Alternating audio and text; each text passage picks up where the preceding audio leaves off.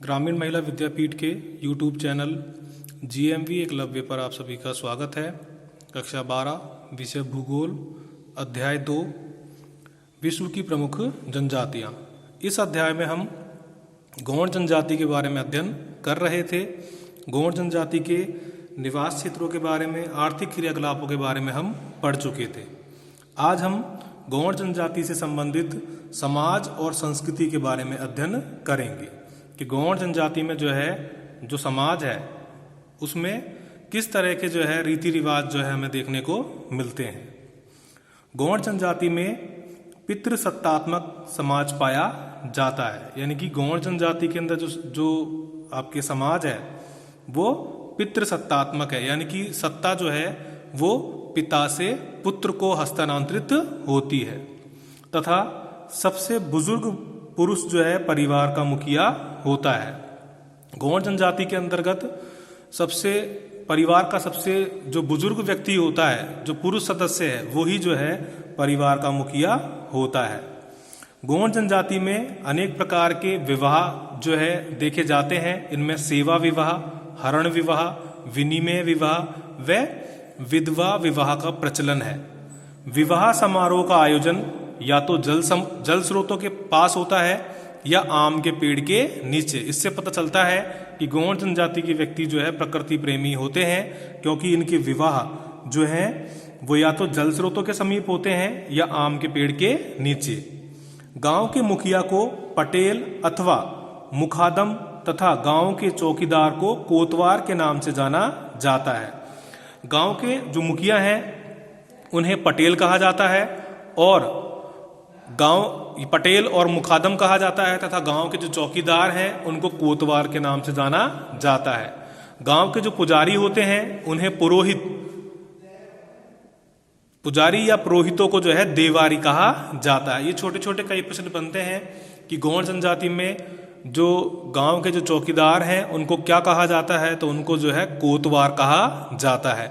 इसी तरीके से गांव के जो पुजारी हैं या पुरोहित हैं उनको किस नाम से जाना जाता है, तो गौड़ जनजाति में गांव के पुजारी या पुरोहितों को देवारी के नाम से जाना जाता है। गौड़ द्राविडियन भाषा परिवार से संबंधित गौड़ी भाषा बोलते हैं। गौड़ जनजाति के लोग वो गौड़ी भाषा बोलते हैं।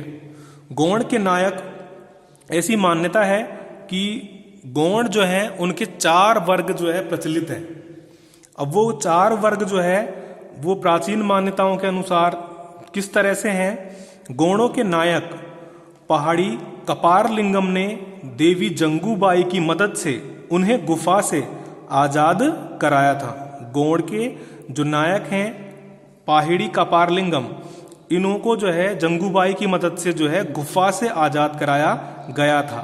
तो गौड़ वो 4 समूहों में गुफा से बाहर आए, तभी से गौड़ 4 मुख्य वर्गों में बटे हुए हैं, जिसे गौड़ी भाषा में सगा कहा जाता है। यानी कि जो गौड़ जनजाति की व्यक्ति जब गुफा से जब ये बाहर आए तो ये 4 वर्गों के अंदर बाहर आए। इनको इन 4 वर्गों को गौड़ी भाषा में सगा कहा जाता है। तो ये कई बार क्वेश्चन पूछा जाता है हाफ ईयरली एग्जाम में भी और बोर्ड के एग्जामों के अंदर भी कि सगा से आप क्या समझते हैं। तो सगा अगर हमसे पूछा जाए तो हमें लिखना है उसका आंसर कि गौड़ों के जो नायक थे पहाड़ी कपारलिंगम, उन्हों को जंगूबाई की मदद से गुफा से 4 वर्गों में या 4 समूहों में आजाद कराया गया था और इन्हीं 4 समूहों को गौड़ी भाषा के अंदर सगा कहा जाता है। गौड़ नृत्य व गीतों के साथ उत्सव व त्योहार मनाते हैं। भूतकाल में मुर्गों को लड़ाकर मनोरंजन करते थे। अतीत के समय में गौड़ जनजाति के लोग मुर्गों को लड़ाकर भी मनोरंजन किया करते थे। बड़ा देवी, श्री शंभुनाथ, महादेव, परसापैन, शीतला माता व छोटी माता गौड़ों के प्रमुख देवी देवता हैं। तो ये सब चीजें थी गौड़ जनजाति से संबंधित समाज और उनकी संस्कृति के बारे में। आगे हम अध्ययन करेंगे गौड़ जनजाति का आधुनिक समाजों से संपर्क होने पर गौड़ों के अंदर या गौड़ जनजाति के लोगों में किस तरह के बदलाव आए हैं। गौड़ लोगों के निवास क्षेत्रों में औद्योगिक विकास के कारण विगत 30 वर्षों में श्रमिक कार्य करने की प्रवृत्ति बढ़ी है।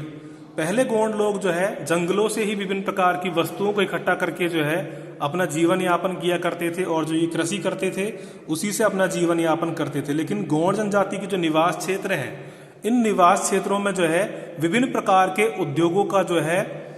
उद्योग जो है विकसित हो गए हैं। इसके कारण अब ये गौंड लोग जो है श्रमिक कार्य करने लगे हैं। खनन व निर्माण केंद्रों के समीप इनकी नई व स्थायी बस्तियां बस गई हैं। जिन क्षेत्रों में खनन कार्य होता था उन खनन क्षेत्रों के समीप जो है गौंड लोगों की नई बस्तियां जो है बस गई हैं।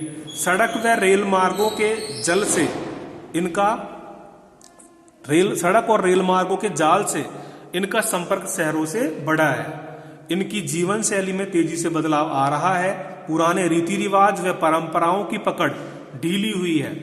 जब इन गौंड जनजाति के लोगों का संपर्क शहरी क्षेत्रों से हो गया है तो इनकी जो पुराने रीति रिवाज जो है उनमें परिवर्तन होता जा रहा है। सरकार ने दास्ता की प्रतीक कबाड़ी प्रथा को पूर्ण रूप से प्रतिबंधित कर दिया गया है। यहाँ एक प्रथा जो है हमें देखने को मिल रही है कि गौंड जनजाति के अंदर जो है एक कबाड़ी प्रथा प्रचलित थी। कबाड़ी प्रथा को हम दास प्रथा कह सकते हैं। इस प्रथा के अनुसार छोटे से कर्ज को चुकाने के लिए ऋणी की कई पीढ़ियों को साहूकारों के गुलामों की भांति कार्य करना पड़ता था। कबाड़ी प्रथा जो थी वो दास प्रथा की तरह ही थी। मान लीजिए किसी व्यक्ति ने अगर किसी दूसरे व्यक्ति से कर्ज लिया हुआ है तो उस कर्ज को चुकाने के लिए जो है उस कर्जदार को जो है कई पीढ़ियों तक जो है साहूकार के यहाँ पर कार्य करना पड़ता था और उसको मेहनताना भी नहीं मिलता था। तो ये सरकार ने जो है इस प्रथा को जो है अब प्रतिबंधित कर दिया है। तो ये विभिन्न प्रकार के जो बदलाव हैं ये गौंड जनजाति के अंदर हमें देखने को मिलते हैं आपके आधुनिक संस्कृति से संपर्क के कारण। इसी के साथ